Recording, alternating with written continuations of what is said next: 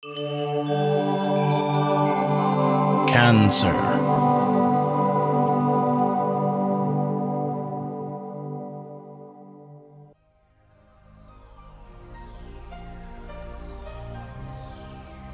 Hello everyone, it is a new month and it's good to see you here as always. And before we start today, I would just like to thank you all for sharing. Our site is growing and I totally appreciate that, and all your comments, your feedback, your emails. Even though I may not have time to go in and respond to all of them, I do read them, so thank you for that.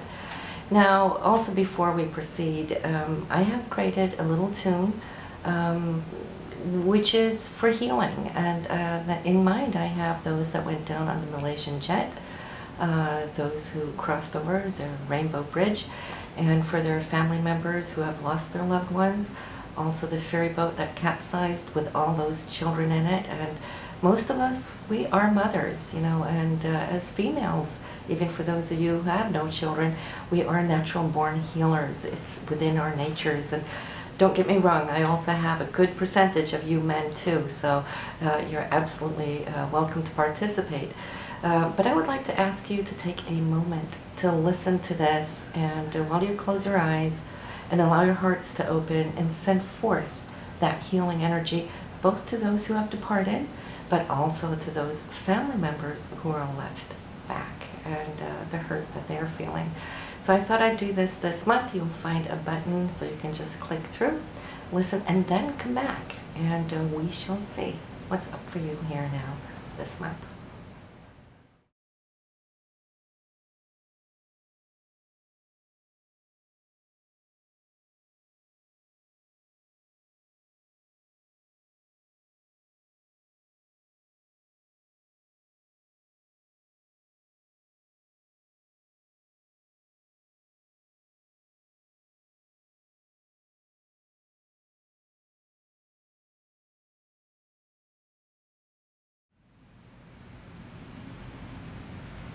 Hello Cancer, this is your forecast for June, and this month it's going to be about you pulling back a little bit. You've expended a lot of energy here now just recently, and proud of yourself too. You should be, because of all the energy that has gone out into the vast circles around you.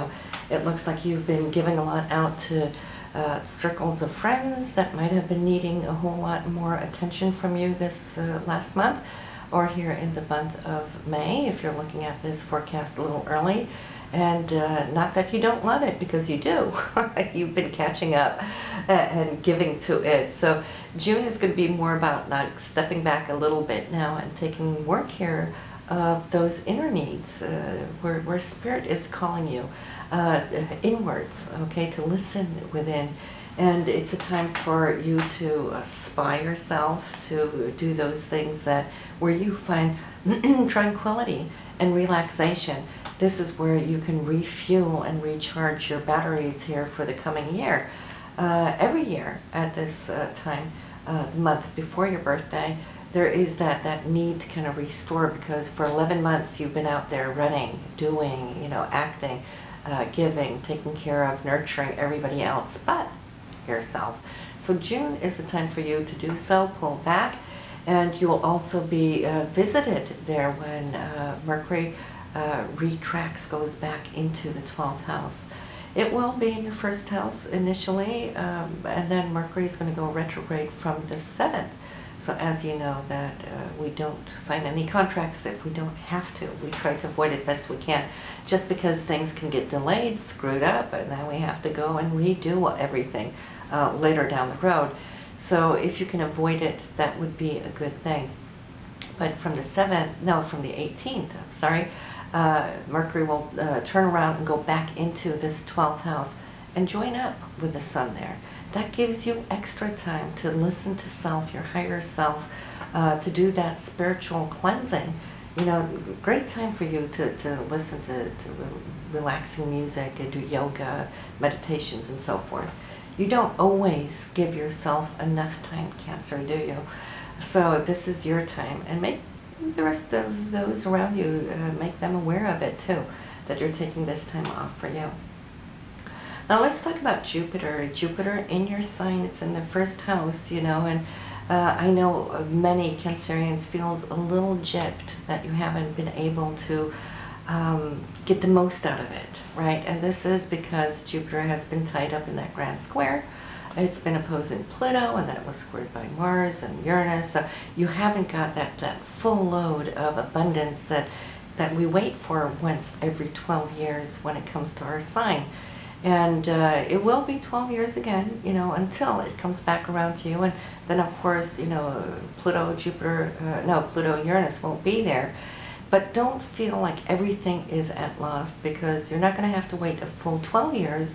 2 years from now, it's going to be six-tiling you, all right? And you'll have that second chance around where Jupiter can just bestow upon you those gifts. And maybe, who knows, Jupiter is going to give you double up when that time comes around. And so that will be when Jupiter goes into the area of Virgo, all right?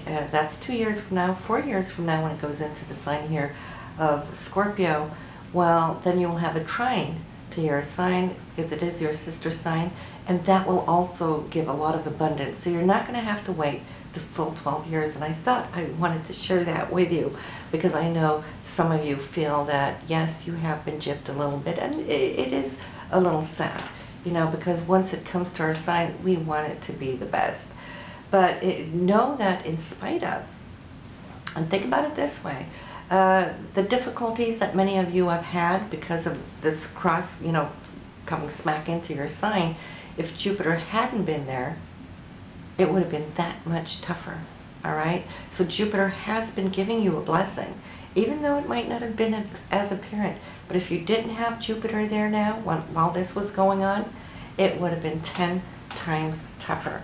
So think about that poem, that beautiful poem called Footprints, you know, where you just see these footprints in the sand, and the person in the poem is saying, well, God, where were you when I needed you the most? You know, I only see my footprints here. And then God answers, and he says, well, that's because I was carrying you, right? So Jupiter was carrying you through this tough time. So you have been receiving benefits. Bless it, right? And you'll see what it's going to bring you here in a couple of years. But anyway, we got the new moon also in this area. So you have Mercury, you got Jupiter, you got the new moon in the first house. And this is what you project out to people. So, you know, even though you may not have felt that Jupiter has given you all that much, you have been giving out, okay? Because Jupiter is in the area of projecting it out to the world. And the new moon this month here in this area is, now that the sun is in that 12th house, and you can pull back and you can kind of find that level of relaxation and tranquility. The new moon should be your affirmation to self, that you promise yourself to do more of this throughout the year. Not only wait to that last month of the 12-month cycle to do so. Promise yourself that each month you're going to do exactly this. Take a weekend, you know, or an evening where you just sit and listen to music, meditate, you know, go on visionary quests, whatever it is you like to do. Because recall that you've got Neptune in your 9th house, Cancer, and the 9th house is all those higher thoughts, philosophy, religion, spirituality, metaphysics, and it being in Pisces, it's extra enhanced, and it's in the house of Sagittarius, which Neptune used to rule, or say Jupiter was the old ruler of Pisces. So you have this heightened awareness that's going on in your consciousness. It's like Spirit is calling you, you know, to go up to those higher realms, to start meditating, to start aligning yourself with your chakras. So anything that has to do with any courses that you can take and so forth that can grow your spirit, this is a time to do it. You're going to have, you know, years of it right now with Neptune moving slowly through the sign, but every once in a while it will get triggered stronger. For example, now here when Jupiter is beaming up to that 9th house, it's asking you to expand this consciousness of your creativity and spirituality. Mars now moving forward, it was retrograde from March 1st and it went direct here on May 20th. So you can start feeling at least that being resolved, so that's one of the anchors out of that grand square. Mars is in your area of the 4th house for home, family, your past, your grounding, and so yes, there has been more activity for you in and around the family situation for months, you know, because it's been moving so slowly here, but it's going to start picking up speed now quicker. And now you can start seeing the conclusions of everything that you have worked so hard for. So that's a blessing, a true blessing. Saturn is retrograde until July 21st, so we still have a little bit to go here in the area of children, or also self-expression and your creative outlets. And Saturn, okay, initially you might feel that it limits you because it is a planet that limitates one from that self-expression. You might feel that you've been held to the grindstone instead. But realize that Saturn's mission here is to help you focus on a certain area so that you can learn to master it. That's why it holds us with its rings, so that we can sharpen up the weakest link, perhaps, and strengthen those talents, those skills. So this is for your creativity, right? So in this time, actually, Saturn is a blessing for you to look at what talents do you have, Cancer. You know, what skills do you have that you can, after the transit is over, now use as an empowerment to come forward with these talents and believe in them, because now you're mastering them. So once Saturn is out of here, it's not going to be back for another 28, 29 years. You know, so it is a blessing in disguise. It feels like limitations to begin with, but by the end of the transit, you will see how it has grown you in this area that you now, where you used to might have felt a little insecure, well, it's coming out now on top where you're feeling really secure about things. That's a true blessing. Then we have the full moon here, 6th house, and for you, you know, the moon is you, that's your ruler. 6th house has to do with diets, the foods that we take in. So in this area, it's more like the highlight will be on how you eat, what you eat, getting back to the healthy regime, getting on with it. You know, have you been a little too lazy, perhaps by, you know, working out? Well, the full moon will help you to get back on track here, okay? It's the full moon in Sagittarius, so that's a lot of energy right there that you could use and take it as free energy that can help launch you, all right? Venus, love and relationships this month. Well, it is in your 11th house, so Venus is what we love to do. 11th house is for friendship, so you might be spending a whole lot of time here this month with them. Like the sun was doing last month there in May. The sun has moved back a little bit, but you're still out and about here with Venus. And it's good though, you know, especially those tight bonds that you have with your closest ones. And you might have been so busy throughout the year, but this is the time to catch up and do pleasant things. Venus also rules hopes and dreams in this area.